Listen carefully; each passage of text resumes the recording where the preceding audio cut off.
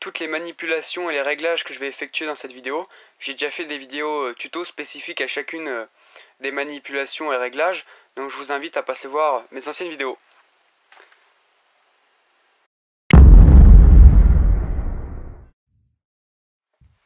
Salut à tous, c'est Xion, j'espère que vous allez bien. Donc mon fil d'embrayage il est encore cassé, du coup je suis en train d'en remettre un autre. Et ça c'est un câble de frein ou je sais pas quoi, donc il est plus épais. Il fait 2 mm 5 d'épaisseur. Donc je suis en train de mettre, vous voyez, les petits trucs qui se serrent sur le câble, donc qui permettent ensuite de bloquer ça dans la commande d'embrayage et dans la demi-lune, donc au niveau du moteur, la petite biellette qui permet d'actionner l'embrayage. Donc bref, je remonte le câble d'embrayage sur la moto, on fait un petit tour. Et ensuite on va démonter pour prendre tout ce qui est diagramme et tout, dont je vous parle depuis déjà un petit bout de temps. Et je vais également vous parler donc de colis que j'ai reçus. Voilà, donc j'ai fait de mon mieux, mais je pense que l'embrayage hydraulique ça va être la prochaine étape, hein, parce qu'à chaque fois les câbles avec le temps ils finissent par lâcher. En même temps j'ai l'embrayage Most et il est assez dur, donc je sais pas vous s'il y en a d'autres qui ont cet embrayage, si ça vous le fait aussi ou pas sur M6.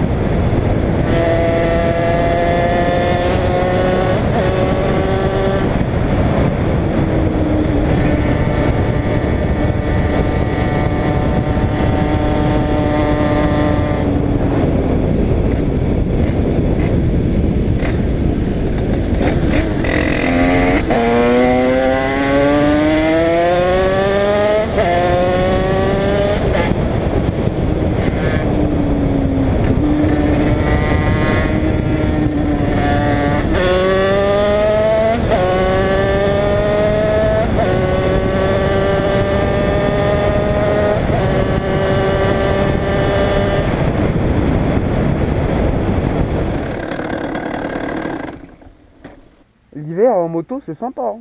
C'est nickel, excellent.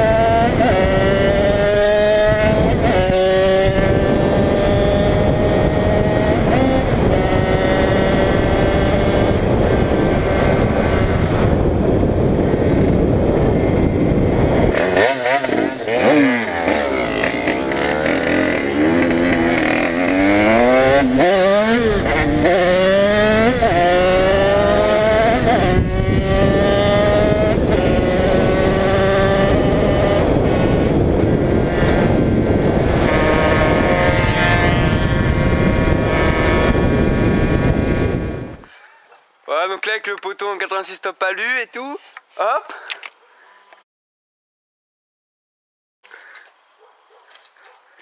Donc bref, il y avait de la terre partout, du coup on a rincé la moto. Maintenant qu'on est rentré, on va pouvoir s'occuper du moteur. On va attendre que ça refroidisse et puis on fait ça. Sinon je voulais vous parler de ce que le site m'avait envoyé. Donc déjà j'ai commandé un masque comme ça, voilà, pour l'hiver. Donc il est plutôt sympa, il est assez long à ce niveau là pour le coup. Le problème c'est qu'il prend pas dans la nuque. Hop, parce que c'est un... Derrière c'est un scratch en fait. Comme ça vous voyez.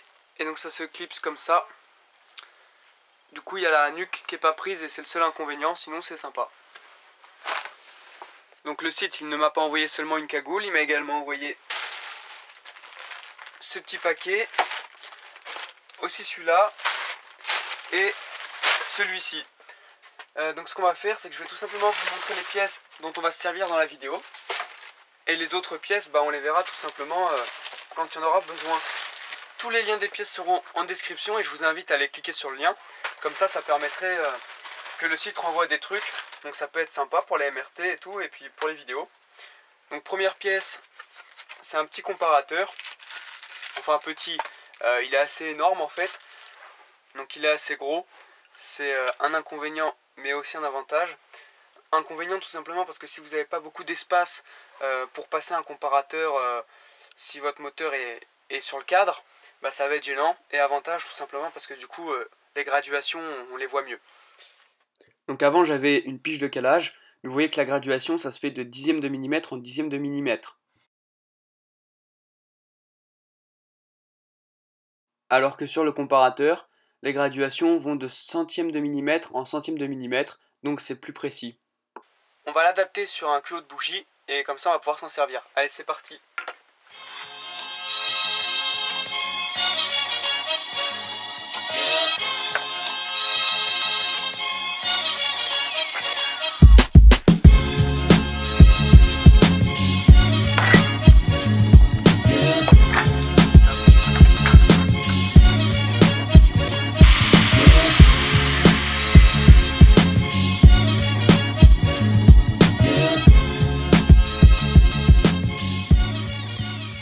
Terminé ma petite pièce qui me permet d'adapter le comparateur à la culasse.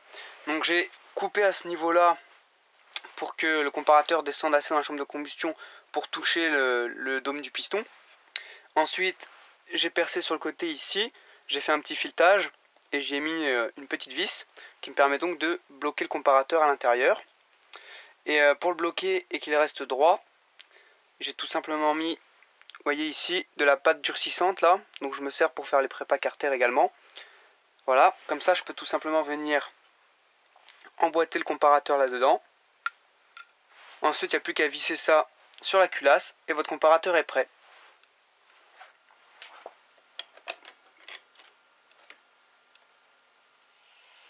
Donc la culasse, vous voyez elle n'est pas trop sale, hein.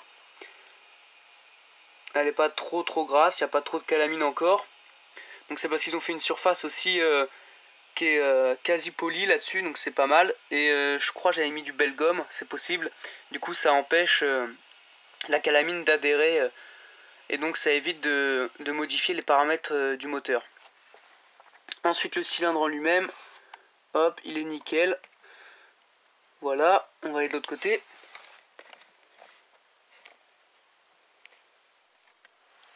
Et le piston, donc c'est pareil, il n'est pas trop sale, enfin il n'a pas trop de calamine.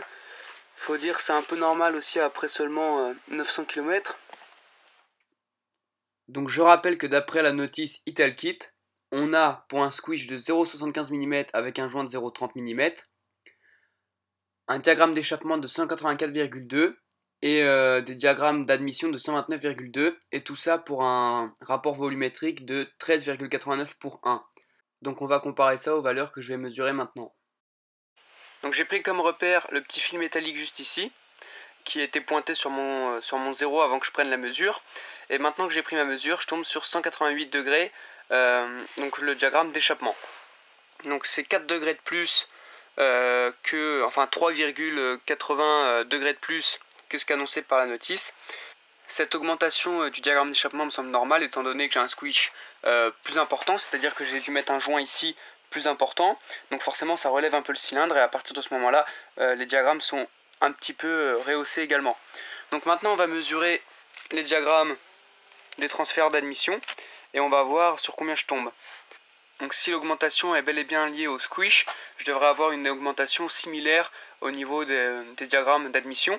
Et donc vu qu'on était à 129,2, je devrais retrouver 4 degrés d'écart environ. Et donc je devrais également tomber sur 133 degrés. Donc on va vérifier ça tout de suite.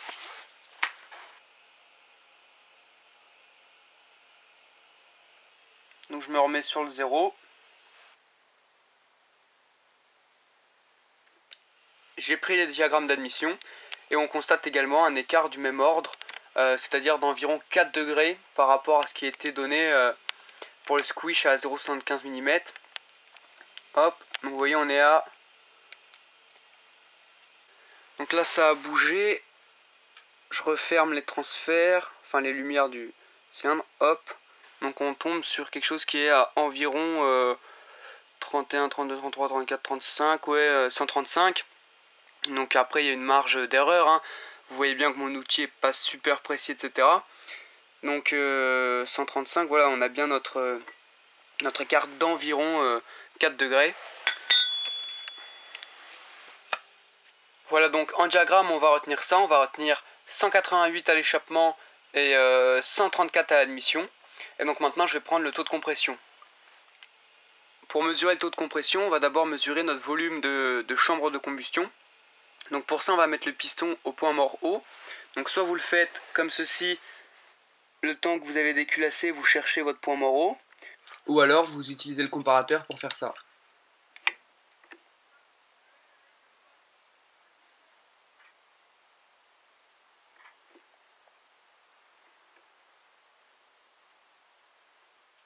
Maintenant que vous avez remis votre culasse avec 2 écrous en diagonale, parce qu'il n'y a pas besoin de mettre les 4, que vous êtes mis au point mort haut, on va venir introduire soit un mélange d'huile et d'essence, ou d'un corps gras, donc dans la chambre de combustion, et on va mesurer la quantité qu'on va y mettre, et comme ça on aura notre volume de chambre de combustion, et on pourra faire notre rapport volumétrique. Voilà, donc j'ai rempli, ça dépasse un tout petit peu, vous voyez à ce niveau-là, donc on s'arrête là.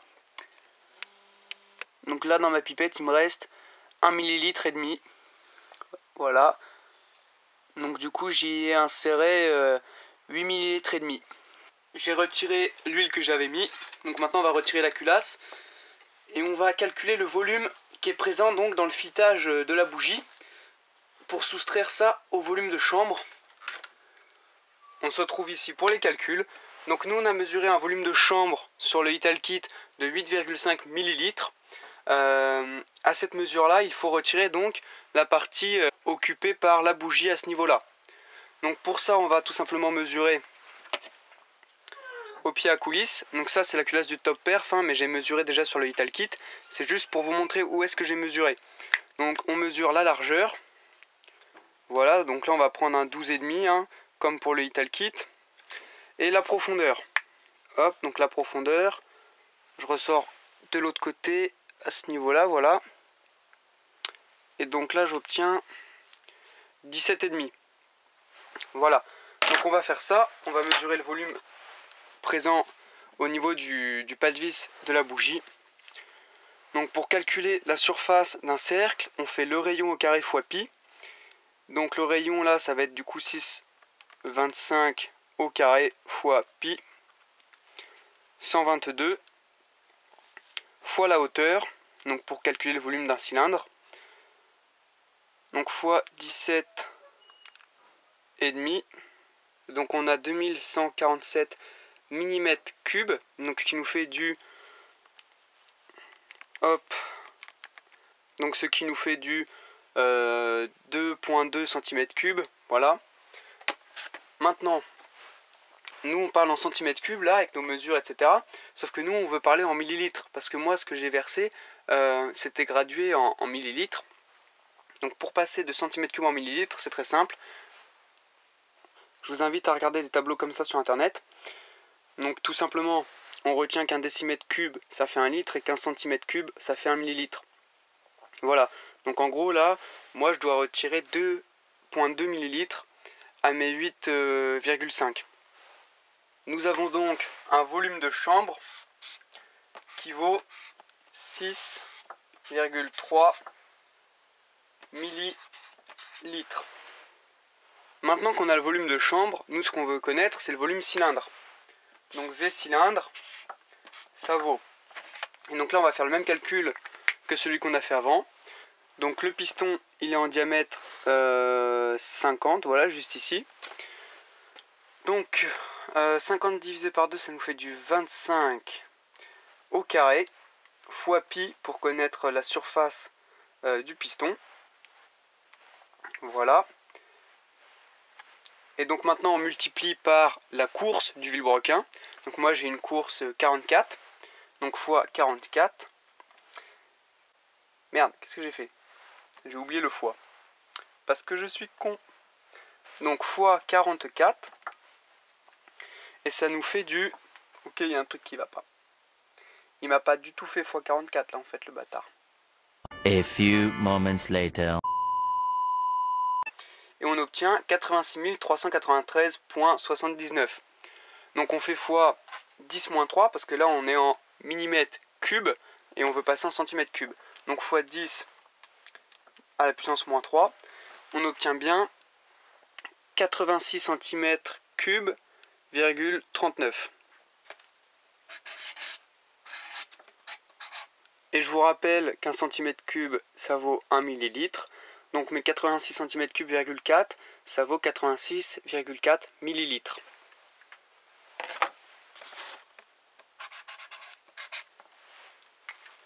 Et maintenant pour connaître mon taux de compression ou mon rapport volumétrique, je vais tout simplement faire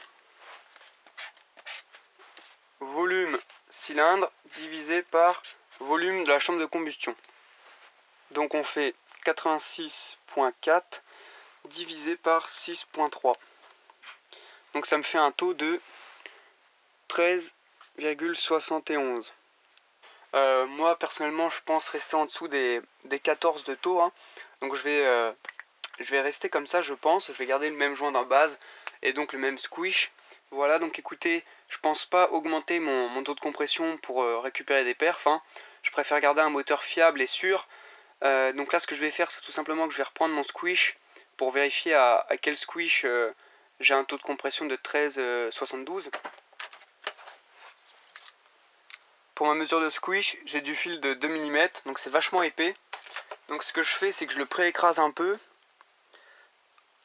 Hop, vous voyez, il fait 2 mm. Donc je le pré-écrase un peu jusqu'à 1,40 environ, ou quelque chose comme ça, voilà. Histoire d'éviter que ça force trop sur la culasse et que ça bloque.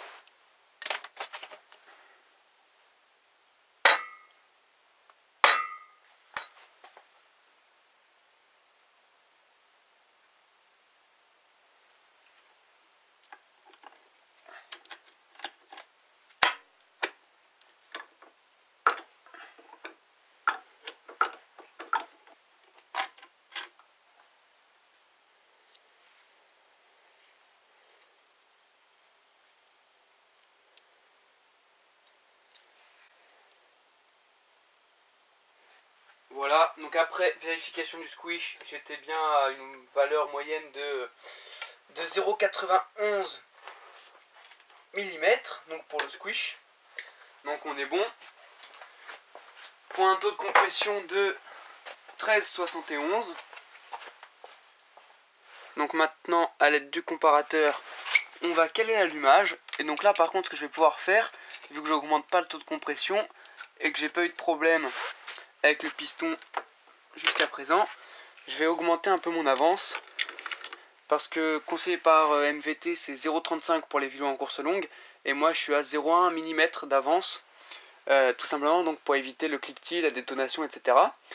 Voilà, donc le point Moreau il est juste là. Voilà, donc on est sur le 0 et on va rajouter donc 0,25 mm d'avance. Donc c'est parti. 0,1, 0,2 et 0,25 ici.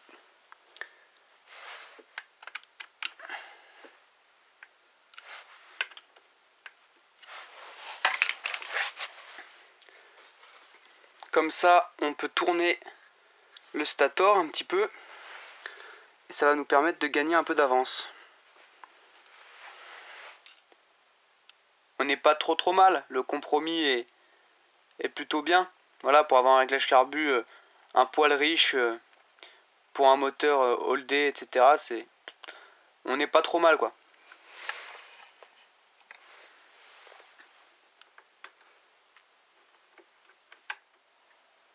Voilà, donc la vidéo touche à sa fin. Je vais vous montrer un autre petit truc que le site m'a envoyé là, comme ça.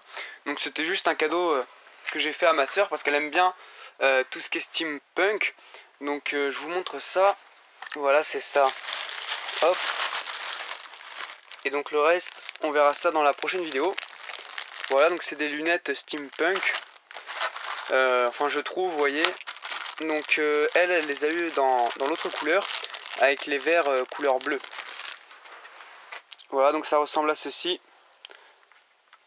Donc j'ai trouvé plutôt marrante, hein. Donc c'est sûr elle va pas les porter, mais bon, c'est juste un petit objet fun comme ça. Voilà, donc elles sont sympas, je trouve. Après, dommage que le petit serre-tête qui soit là il soit pas marron aussi, mais bon, pour un déguisement ou quoi, ça peut passer, c'est sympa. Donc voilà, bah écoutez, j'espère que cette petite vidéo où on a revu un peu la globalité des réglages du moteur vous aura plu et vous aura diverti. Donc si c'est le cas, n'oubliez pas de laisser un petit pouce bleu et de vous abonner, ça fait toujours plaisir. Et sinon, bah je leur dis encore une dernière fois, hein, allez checker les liens des pièces. Comme ça, on pourra peut-être en recevoir d'autres par la suite.